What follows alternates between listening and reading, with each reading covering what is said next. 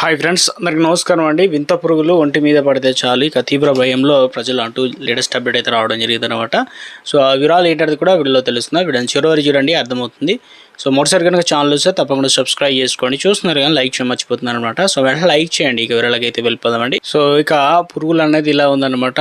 కొత్తగా చాలా రకాల పురుగులు పుట్టుకొస్తుంటాయి. అదేవిధంగా లైట్ పురుగులు అని కూడా అంటాం కదా. దీనివల్ల ఏమవుతుందంటే యాసిడ్ పురుగులు అనమాట.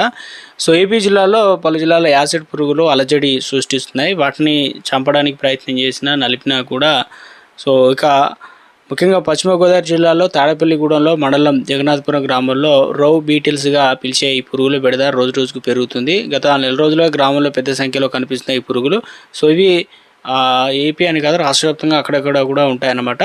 సో ముఖ్యంగా రాత్రి వేళల్లో ఇళ్లలోకి ప్రవేశిస్తున్నాయి. చిన్నారులు, వృద్ధులు, మహిళలను తీవ్రంగా ఇబ్బంది గురి చేస్తున్నాయి. గ్రామాల్లో పలువురు ఈ పురుగుల బారిన పడి చర్మ సమస్యలు కూడా బారిన పడుతున్నారు. మొదటగా సాధారణ పురుగులుగా భావించే చేతులతో నలిపేయడంతో పరిస్థితి మరింత తీవ్రంగా మారుతుంది. ఎందుకంటే వాటిని వచ్చినప్పుడు చిన్నదే కదా అని చెప్పేసి ఒంటి మీద లేదంటే శరీరంపై వాలినప్పుడు వాటిని పట్టుకొని మనం నలిపేయడం కానీ చేస్తుంటాం. లేదంటే పక్కదు ఇలాంటి పరిస్థితులు ఏమవుతుందో పురుగుల శరీరంలో ఉన్నటువంటి పెడరిన్ అనేటువంటి విష పదార్థం చర్మంపై పడిన వెంటనే మంట వస్తుంది అనమాట. డైరెక్ట్ ఎర్రటి దద్దుర్లు వస్తాయి, నీటి పొక్కులు కూడా ఏర్పడుతున్నాయి అని చెప్పేసి వైద్యులు చెప్తున్నారు. కొందరిలో అయితే గాయాలు మరింత తీవ్రంగా చితికితే తీసుకునేటువంటి పరిస్థితి కూడా ఏర్పడుతుందన్నమాట. సో జగన్నాథపురంలో గ్రామంలో దాదాపు ప్రతి ఇంట్లోనూ పురుగులు కనిపిస్తున్నాయని గ్రామస్తులు చెబుతున్నారు. రాత్రి సమయంలో లైట్లు వెలిగిస్తే గుంపులుగా వచ్చి గోడలపైన, పడక గదుల్లో దుస్తులపైన వాలుతున్నాయని చెప్పేసి ఆందోళన వ్యక్తం చేస్తున్నారు. పసిపిల్లలకు తెలియక వాటిని చేతులతో పట్టుకోవడం, వృద్ధులు గమనించగా శరీరంపై నిలిపేయడం వల్ల ఎక్కువ బాధపడుతున్నారని గ్రామస్తులు చెప్తున్నారు అనమాట.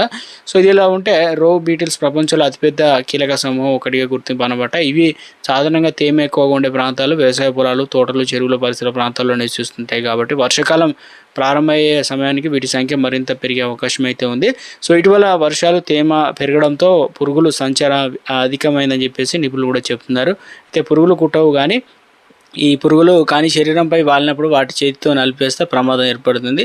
సో ఇక నలిపిన సమయంలో విడుదలయ్యేటువంటి పెడరిన్ అంటే ద్రవం చర్మాన్ని తాకితే తీవ్రమైన చర్మ సమస్యలు ఏర్పడతాయి. అందుకే పురుగుల శరీరంపై కనిపిస్తే నెమ్మదిగా ఊదేయడం లేదా పక్కకు తొలగించడం లేదా చేయడం మంచిదని చెప్పేసి నిపుణులు అయితే చెప్తున్నారనమాట. అలాగే ఇళ్లలోకి పురుగులు రాకుండా ఉండేందుకు కొన్ని జాగ్రత్తలు తీసుకుంటే అధికారులు చెప్తున్నారు. కిటికీలకు జాలీలు అమర్చడం చేయండి, దోమల తెరలు అనేది వినియోగించండి, రాత్రి సమయంలో అవసరమైన లైట్లను ఆఫ్ చేయండి, ఇంటి పరిశుభ్రంగా ఉంచడం వంటి చర్యలు తీసుకోవడం వల్ల, ఎందుకంటే రో బీటిల్స్ వెలుతురు ఎక్కువగా ఆకర్షితం అవుతాయి కాబట్టి ఇప్పటికే గ్రామంలో పలువురు బాధితులు వైద్య సేవలు పొందుతున్నారు. యాసిడ్ పురుగులు బెడద అరికెట్టేందుకు ప్రత్యేక చర్యలు చేపట్టాలని గ్రామస్తులు, అధికారులు అయితే కోరుతున్నారు.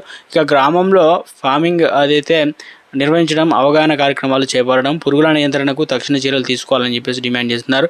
యాసిడ్ పురుగుల రూపంలో వచ్చిన ఈ కొత్త సమస్యలు చాలా గ్రామాల్లో ప్రజలు ఆందోళన చెందుతున్నారు. వర్షాకాలంలో కొనసాగుతున్న నేపథ్యంలో పురుగుల వ్యాప్తి మరింత పెరిగే అవకాశం ఉందైతే అని చెప్తున్నారన్నమాట. సో ఇవన్నీ జాగ్రత్తలు అయితే పాటించాల్సి అయితే ఉంటుందన్నమాట.